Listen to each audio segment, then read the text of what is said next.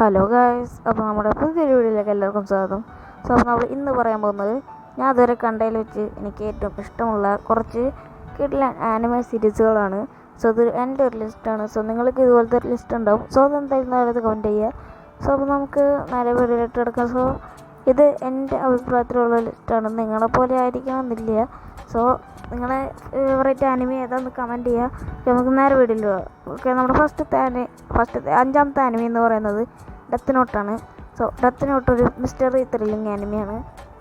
Okay, ഇത് ഞാൻ first കണ്ടു തീർത്ത ആനിമേ എന്ന് പറയുന്നത് ഈ ഡെത്ത് നോട്ടാണ്. ഓക്കെ, അപ്പോൾ ഡെത്ത് നോട്ടിനെ കുറിച്ച് പറയുകയാണെന്നുണ്ടെങ്കിൽ നമ്മുടെ നടനായ ലൈറ്റ് യാഗമിക്ക് ഒരു ബുക്ക് കിട്ടും. ബുക്കിൻ്റെ പേര് ഡെത്ത് നോട്ട്. അത് വെച്ച് അവൻ ചെയ്യുന്ന കുറച്ച് കാര്യങ്ങളൊക്കെയാണ്. അതായത് ഒരു അഡ്വഞ്ചർ സ്റ്റോറിയാണ് ഡെത്ത് നോട്ട്. കാണേണ്ടവർ എന്തായാലും പോയി കാണാം, കാരണം അത് മിസ്റ്ററി ത്രില്ലിങ് ആനിമയാണ്. അപ്പോൾ കാണാൻ ഇതിൽ ആക്ഷൻസ് ഒന്നുമില്ല.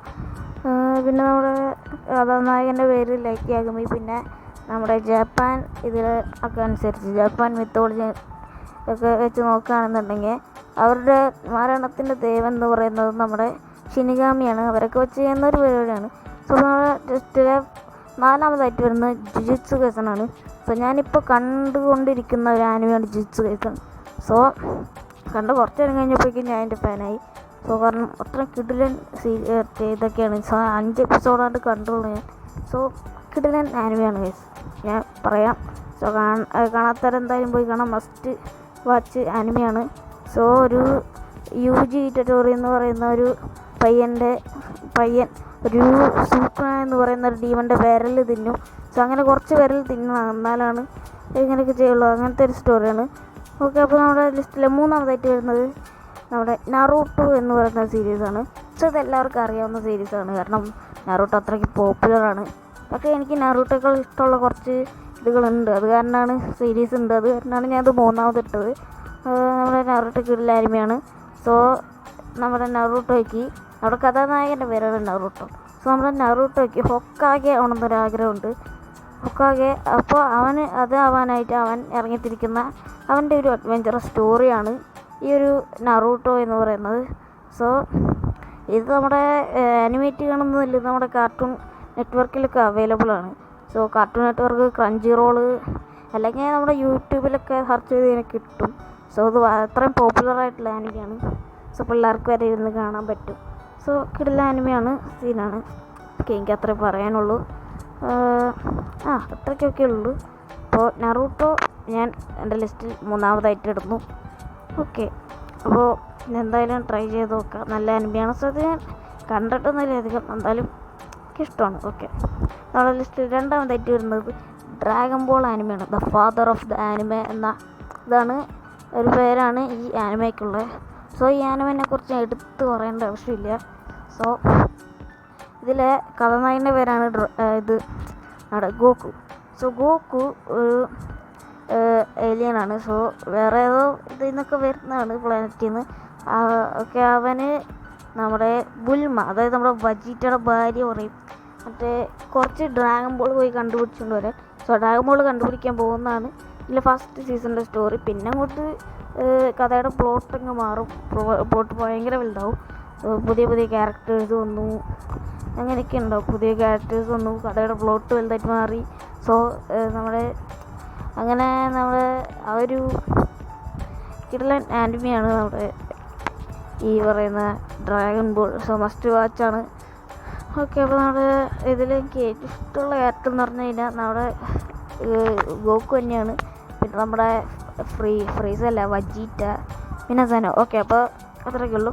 അപ്പോൾ നമ്മുടെ ഒന്നാമത്തെ ലിസ്റ്റിൽ വരുന്നത് നിങ്ങൾ എന്തായാലും പ്രതീക്ഷിച്ച പോലെ തന്നെ നമ്മുടെ വൺ പീസാണ്. ഇത് ഞാൻ രണ്ടാമതായിട്ട് കണ്ടു തുടങ്ങിയ ഒരു ആനിമയാണ് വൺ പീസ്. പറയേണ്ട ആവശ്യമില്ല, ഞാൻ ഒരു എപ്പിസോഡ് കണ്ടപ്പോഴേക്കും എൻ്റെ ഫാനായി. ഒരു എപ്പിസോഡ് കാരണം ഇതിൻ്റെ സ്റ്റോറി അത്രയ്ക്ക് കിടിലാണ്. കാരണം നിങ്ങളിതൊന്ന് കണ്ടു നോക്കിയാൽ നിങ്ങൾ അഡിക്റ്റ് ആവും. പിന്നെ നിങ്ങൾക്ക് ഏറ്റവും ബെസ്റ്റ് ആനിമി എന്ന് പറയുന്നത് വൺ പീസായിട്ട് തോന്നും ഗൈസ്. നിങ്ങൾ എന്തായാലും മസ്റ്റ് വാച്ചാണ്. പക്ഷേ ഇതിൻ്റെ ഒരു പ്രശ്നം എന്താണെന്ന് വെച്ച് കഴിഞ്ഞാൽ 1000-ലധികം എപ്പിസോഡുണ്ട്. അപ്പോൾ കണ്ടു തീർക്കാൻ കുറച്ച് നേരം എടുക്കും. എന്നാലും നമുക്കിത് കണ്ടുകൊണ്ടിരുന്ന് കഴിഞ്ഞാൽ വേഗം അതായത് നമുക്ക് നിർത്താൻ പറ്റത്തില്ല. വേഗം അടുത്ത എപ്പിസോഡ് കാണുമെന്ന് ഒരു തോന്നും. സോ അത് ഒരു 5 സീസൺ വരെ, 5ാമത്തെ സീസൺ വരെ ചെറിയൊരു ബോറടി ഉണ്ടാവും. അത് കഴിഞ്ഞ് കഴിഞ്ഞാൽ പിന്നെ പറഞ്ഞിട്ട് കാര്യമില്ല. അത് പിന്നെ നമ്മുടെ ടൈം സ്കിപ്പ് ഒക്കെ കഴിഞ്ഞ് കഴിഞ്ഞാൽ ഇത് കുറേ ആർക്കുണ്ട്. സോ അപ്പോൾ അതിൽ നമ്മുടെ മറൈൻ ഫോർഡ് ആർക്ക് എന്ന് പറഞ്ഞിട്ടുണ്ട്. അത് കഴിഞ്ഞ് കഴിഞ്ഞാൽ ടൈം സ്കിപ്പ് കഴിഞ്ഞു എന്നർത്ഥം.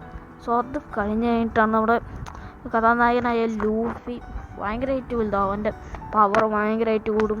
സോ ലൂഫീനെ മാത്രമല്ല ഈ സീരീസിൽ ബാക്കിയുള്ളവർക്കും നല്ലൊരു ഇമ്പോർട്ടൻസ് കൊടുക്കുന്നുണ്ട്. നമ്മുടെ സൈഡ് ക്യാരക്ടേഴ്സായ സാൻജി, സോറോ അവരൊക്കെ നന്നായിട്ട് തന്നെ കൊണ്ടുവന്നിട്ടുണ്ട്.